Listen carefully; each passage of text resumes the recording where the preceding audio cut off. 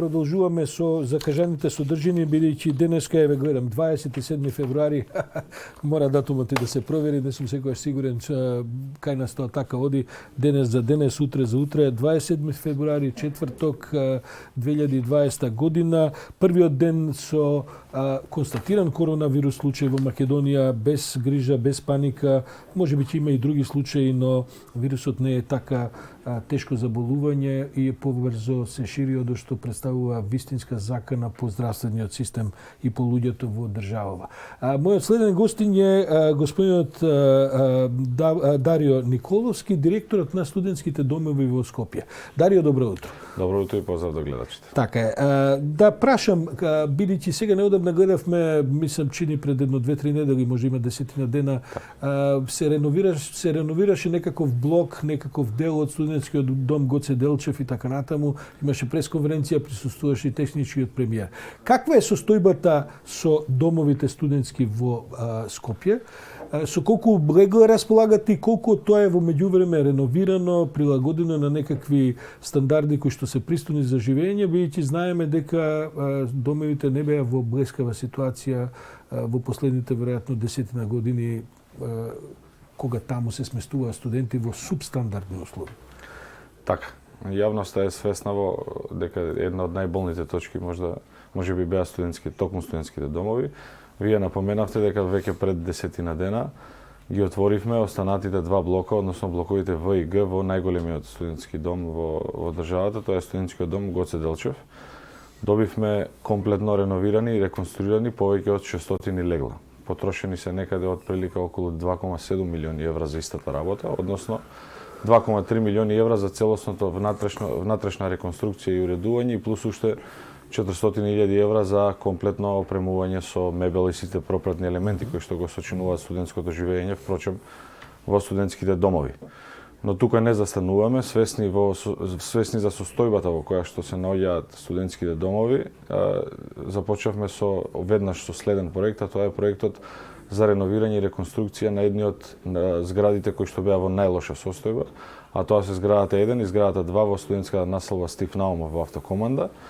Во тек е изработка на проектот. Тоа е во најлоша состојба, дом кој е во најлоша состојба. За Стив Наумов често знаеше да се објават фотографии на вистина катастрофални, не во последниве само години, туку така некаков впечаток има дека е тој во најлоша состојба студентски дом. Тие две згради беа во најлоша состојба и заради тоа една од нив веќе ја затворивме и преминавме веднаш кон реализација, односно се она што следува за да дојдеме до крајната фаза, до овозможување услови какви што заслужуваат студентите. Избрана е фирма која што го изработува проектот е во крајна фаза, штом заврши веднаш ќе се распише јавен повик за фирма изведувач и веднаш потоа ќе почне и реновирањето на тие две згради кои што ќе овозможат дополнителни легла кои што овозможуваат нормални услови за студентите. Меѓу другото, што се грижиме за уредување на внатрешниот дел во кој што живеат студентите, се грижиме и за дворните површини. После повеќе од 40 години, скоро во сите домови кои што се под наша юрисдикција, под юрисдикција на Државниот студентски центар, каде што спаѓаат студентскиот дом Кузман Јосифовски Пито, студентскиот дом Гоце Делчев кој што го споменав, студентска населба Стив Наумов и медицинарот Невена Ѓоргиева Дуња, кој што е од пред неколку години затворен. Во студентскиот дом Кузман Јосифовски Питу веќе го реконструиравме, уредивме паркот со комплетно нова зелена површина. Тоа е парк во кој што се чистеше прво ѓубрето, сметот, бидејќи имаше исклучително многу смет, нели? Ѓубрето и сметот за жал се чистеше во сите дворови, заради тоа што сите дворови беа пред се преокупирани со ѓубре и смет, а камоли па уредени како што работите ли со студентите во смисла на укажување, бидејќи таму не го донесува никој друг сметот, тоа се главно завршува од прозорите, претпоставам, од кај што се фрлаат од зградите на студентските домови. Работиме со студентите како институција, јас како директор, но и ние како раководство. Целосно се отворивме кон една поблиска комуникација, се со цел да овие работи ги ставиме, да ги промениме во друг правец. И работите можеби не се менуваат со темпото кое што посакуваме, но се менуваат и имаме резултати. Ќе продолжиме и понатаму, бидејќи се што работиме за студентите, но мора да продолжиме и да работиме со студентите. Јас ќе те замолам, Дарио, да овдека направиме пауза. така е, бидејќи го чекам вклучувањето со нашата колешка Елизабета, која што се наоѓа пред хотелот Александар Палас, таму да кажем, го очекуваме да се појави ректорот на Скопскиот универзитет, господинот Никола Јанкуловски, но Дарио, морам да направам една мала, да кажем, проширување мало на темава. Скопските студентски домови со колку регла располагаат? Гоце Делчев е со 600? Гоце Делчев, двата блока што ги отворивме се 600. Вкупниот капацитет е 1200 легла. Нека да се појави информација во овие денови кога се занимаваме со коронавирусот и така натаму, дека можеби и студентските домови во една ситуација, во една варијанта кога вирусот би се проширил во поголеми размери, дека барем некој од студентските домови може да биде претворен во некакво карантинско оделение, објект, каде што би се сместувале луѓето кои имаат симптоми на коронавирусот, да повториме, не се работи за никаква страшна вироза, се работи повеќе за потребата да се контролира незиното ширење, отколку што е таа опасна по живот. Имате околу тоа некакви разговори, имате околу тоа некаква снимка, подготвени ли сте евентуално, бидејќи ќе претпоставува дека тогаш веројатно и студентите ќе треба да се селат некаде и така. Имате некаков план? Околу ова што го споменавте вие, немаме никаква, се уште добиено никаква официјална информација. Оставаме тоа да одлучи Центарот за управување со кризи, но ние стоиме на располагање и сме спремни за било каква ситуација, со оглед на тоа што ние имаме сместено студенти и немаме простор за креање на било каква паника. Кажете ми, кој е притисокот со кој се соочувате околу студентите? Порано се знаеш, ако не фатиш врска, не добиваш кревет во студентски дом. И денеска е се уште така, или може би е опаднат притисокот заради овој огромен наплив на станови кои што се купуваат во Скопје, кои се издаваат на студенти и се купуваат од луѓе од натрешноста на државата?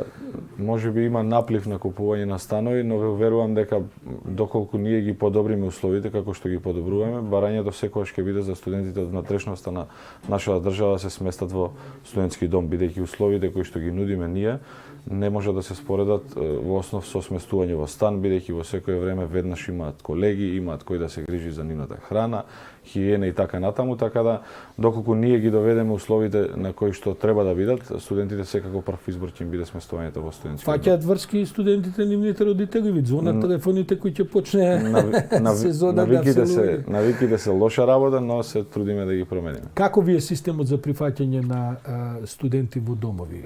Морам да напоменам дека сместувањето го врши Министерството за образование и наука. Тие распишуваат конкурс, тие селектираат и врз основа на тој конкурс после тоа објавуваат кои студенти се примени во студентските домови. Ама добро е да се познае директорот на студентските домови, бидејќи предполагам дека имате и таму влијание. Мислам дека тоа со некако компјутерски систем се решава, дека со компјутерски систем се одлучува кој се примени, а потоа заедно со управниците кои што ги водат секоја од зградите, односно студентските домови, се врши сместувањето поединечно, соба по соба. Кажете ми, Дарио, каква е вашата опременост на студентските домови со спортски објекти? Како се решава тој проблем? Бидејќи јас имам дома неколку млади, меѓу другото и студенти, овие омладинци и така натаму, и ако не им го испражиш адреналинот ни спорт, дали ќе биде тоа кошарки, боречки вештини, пливање и така натаму, имаат премногу тестостерон и други видови на енергии во себе, јадат неверојатни количини, што е нормално за таа возраст. Како сте вие поврзани со спортски капацитет? Разбирам, прашањето е одлично. Веќе веднаш како пример ќе го напоменам отварањето на новите блокови, каде што еден од спратовите во студентскиот дом Гоце Делчев целосно го способивме за спортски и други рекреативни активности.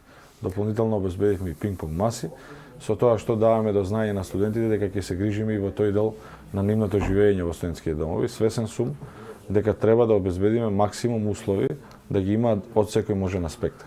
Располагате ли со теретани, например? Бидејќи тоа гледам дека е исклучително голема, не би рекол дури ни мода, него и потреба веќе на овие помладиве генерации. Со сопствена теретана не располагаме, но секој еден простор кој што можеме да го искористиме како таков, ќе се заложиме да го опремиме со справи и да го ставиме во функција на студентите. Дополнително, како институција се отворивме за соработка со сите организации кои што и мислат добро на студентите и обезбедуваме програми или попусти во било кои други организации и места каде што студентите може да се рекреираат, да спортуваат и така натаму. Меѓу другото и културно и социјално да се образуваат. Да, бидејќи тоа меѓу другото не е ни така ефтино. Предпоставам дека чини по неколку илјади денари месечно членување во теретаните, а предпоставам кога тие би постоеле во рамките на студентските домови, Би биле во рамки на цената која би што биле во рамките на цената и можеби тоа е следниот проект за кој треба навистина да се зафатите, можеби по донации, па и зашто да не, државата треба да оддели пари, се работи за наши деца. Дарио, јас во овој момент би сакал да ја вклучам колешката Елизабета, која треба да се наоѓа на линк со ректорот на Скопскиот универзитет Никола Јанкуловски. Елизабета, дали го имаме ректорот на линк? Добро утро, да, ние се наоѓаме пред хотелот Александар Палас и во моментов го очекуваме ректорот да се вклучи во нашето денешно вклучување од тука каде што ќе се разговара околу најновите информации, најновите случувања кои што се поврзани со коронавирусот. Го очекуваме за некоја минута да пристигне ректорот и да сподели со нас какви све мерки Министерството за образование и наука, меѓутоа и ректоратот на УКИМ ќе превземат за подобрување на состојбата со најновите случувања околу коронавирусот. Само сигнализирајте ми, јас Добро мислам дека утро. веќе... И благодарам што се вклучивте денеска во утрински брифинг. Би сакала да ни кажете околу тоа какви се мерки УКИМ ќе превземе за да се намали влијанието, односно можноста да се увезе, јас би рекла, коронавирусот од сите оние патувања, студенти на размена и така натаму. Па секако дека ние будно ја следиме ситуацијата во државата и секако дека се информираме во секој момент како се движат работите со ново заболени, ако веќе има и понатаму некој, со оглед на фактот што вчера се докажа првиот случај во нашата земја заболен од коронавирус. Ние сме во постојан контакт со надлежните институции и органи кои што се задолжени да ја следат и да го третираат секој новозаболен случај со коронавирус. Тоа се Министерството за здравство, Институтот за јавно здравје. Секако дека, значи, секоја ново настаната ситуација и секоја промена благовремено ќе ни биде доставена информацијата за тоа. Во моментов не гледаме загрижувачки ситуации кои што би ни налагале да направиме преки на наставата за студентите. Би истакнал уште еден значаен момент, а тоа е дека денеска ќе ни се вратат 10 студенти кои што се наши студенти отидени на пракса во Италија.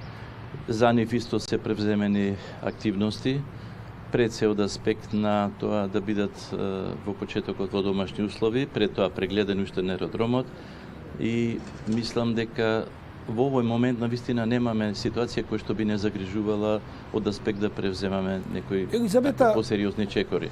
Ако понатаму се покаже дека постојат некои се зголемува бројот на ново заболени, тогаш секако дека ќе преземеме активности. Имаме прашање од студио, повели Саша. Прашите го, доктор Јанкуловски, што се прави во однос на евентуалните планирани екскурзии, бидејќи министерствата предложија да тоа се на известен начин одложи, да се откажат и така натаму. Дали ректоратот има некакво упатство до членките на универзитетот, до посебните факултети во однос на таа тема? Прашање од студио, што ќе се случува во однос на планираните екскурзии, бидејќи знаеме дека Министерството за образование и наука вчера даде препорака да се откажат сите патувања, на кој начин вие ќе постапувате? Сите патувања што се во различните земји, нели, Кина, Италија и онаму каде што се знае дека има поголем број заболени, ќе бидат откажани. Значи, дали се тоа екскурзии на студенти или пак во контекст на некоја образовна активност, ќе бидат откажани. Исто така е важно да напоменеме дека Министерството даде препорака да се најдат сите кои што во периодов се вратиле, дали успеваат да се најдат сите студенти и дали ги пополнуваат прашалниците? Да. Секако дека сме во текст со сите тие работи, онаму каде што ќе видиме дека некој наш студент престојувал во ризична земја, апсолутно подлежи на сите активности што Министерството за здравство и Институтот за јавно здравје ги превзема. Елизабета, само уште едно прашање до ректорот Јанкуловски, бидејќи тој е еминентен хирург и познат македонски лекар. Знам дека вчера имаше оперативни запфати во делот на денот. Како се подготвени клиниките во Скопје според неговото гледање да се справат со коронавирусот? Бидејќи сте еминентен хирург, врвен стручњак во вашата професија, какви се од ваше гледање клиниките, дали се подготвени да се справат со коронавирусот? Како што спомнав пред малку, Министерството за здравство и Институтот за јавно здравје превземаат превентивни мерки со оглед на фактот, нели, секогаш превентивата е подобра од куративата и како за почеток се секако редовните посети намалени или прекинати во одредени клиники. Дадени се совети според мерките, протоколите и сите правила што ги дава Светската здравствена организација преку нашите надлежни органи и министерство, да се превземаат превентивни чекори од аспект на личната хигиена, понатаму, нели, да нема собери кои што се од типот на факултативни, оние што се облигаторни во моментов, нели, не може да се запрат активности, но она што може да се откаже кога е во прашање поголем собир. И би сакала само околу студентските домови, таму секогаш има голема фреквенција на студенти, па со оглед на тоа што има дружење, дали се представуваат опасност да се прошири вирусот? Па ние дадовме совети во студентските домови, значи како да се постапува. Секако дека онаму каде што постојат поголема група или луѓе, ризикот е поголем. Дадовме совети ако се појави случај на било каква зараза од овој аспект, па макар и било обичен грип, да се превземат чекори, да се изолираат тие лица и секако да се води грижа дали е тоа некој обичен грип или се работи за инфекција со коронавирус. Доктор, ви благодарам многу за денешното вклучување во утренски брифинг. Така е. Ништо, јас уште еднаш ви како лекар можам да советувам, значи се што може да се избегнува од овие факултативни собери, советувам да се избегнува и да се превземаат сите мерки и активности на Министерството за здравство и Институт за јавно здравје, да се едноставно придржуваме сите кон сите тие мерки. Благодарам уште еднаш за вклучувањето. Тоа е се од линкот со Благодариме професорот Елизабета. Никола Јанкуловски. Така е, благодариме на ректорот што имаше време, најде време да се вклучи во нашата утринска програма. Дарио, директорот на сите студентски домови во Скопје, Дарио Николовски.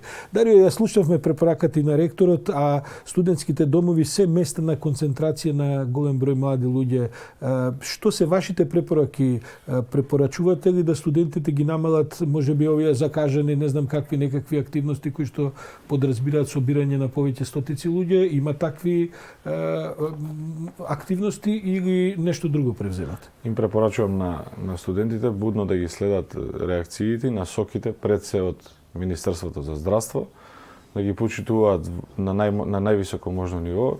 Ние како институција секако сме во комуникација со тие институции и сме спремни да одговориме на се она што ќе ни биде дадено како насока. Кога сега би отишле јас и вие во некој од студентските домови, има ли во јавните тоалети таму доволно сапун и се што е неопходно за да се одржува лична хигиена, бидејќи миењето раци е една од главните препораки што ги даваат медицинските лица? Има, дополнително ние како институција и периодов од денеска па натака ќе овозможиме да имаме поголеми залихи кои што ќе ни бидат потребни за престојниот период. Добро, благодарам Дарио Николовски, директор на студентските домови во Скопје. Сигурен сум дека во некоја наредна прилика кога ќе имаме, се надевам, ново реновирање на некаков дом и така натаму, дека повторно ќе се видиме. Благодарам уште еднаш.